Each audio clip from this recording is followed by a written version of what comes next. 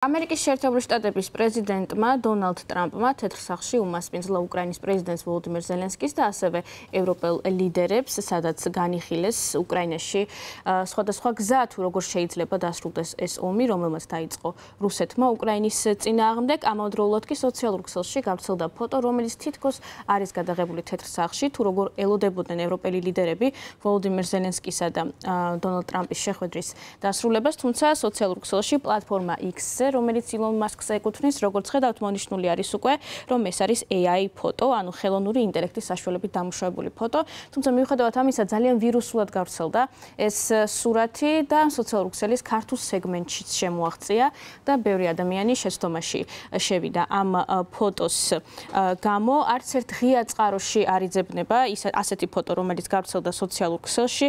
ძალიან ბევრი ჟურნალისტი, ფოტოგრაფი იმყოფებოდა თეთრ სახლში ამ დროს და ვოლოდიმირ ზელენსკის შეხვედრის შემდგომ, რომელიც პირდაპირ ეთერში გადიოდა, ასევე ფართო შეხვედრა გაიმართა ზელენსკის შეხვედრის შემდგომ ევროპელ ლიდერებთან და ამის სამსახველი კადრები შესაძლებელია რომ მოიძებნოს თეთრი სახლის ღია წყაროებში.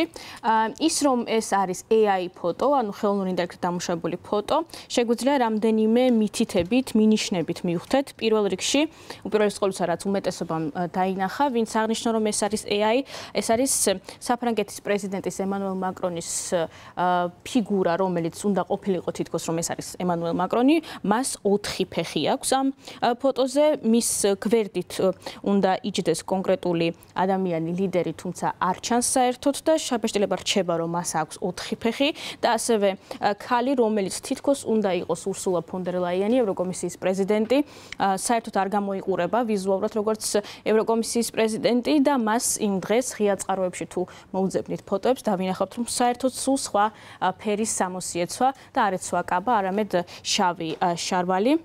გარდა იმისა, რომ შეგვიძლია სხვადასხვა მინიშნებით მივხვდეთ, რომ არის თუ არა ესათვის ფოტო ან ვიდეო, ხელოვნური ინტელექტი, deepfake და ასე შემდეგ.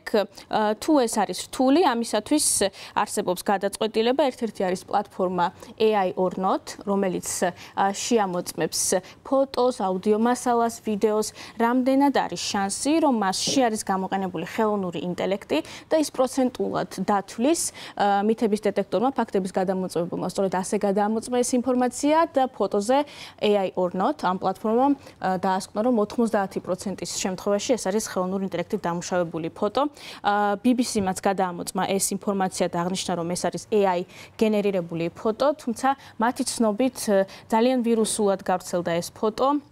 ერთ-ერთი ყველაზე პოპულარული გადაზიარება პლატფორმა X-ზე იყო, სადაც დაახლოებით 2 მილიონზე მეტმა მომხმარებელმა ნახა AI ფოტო.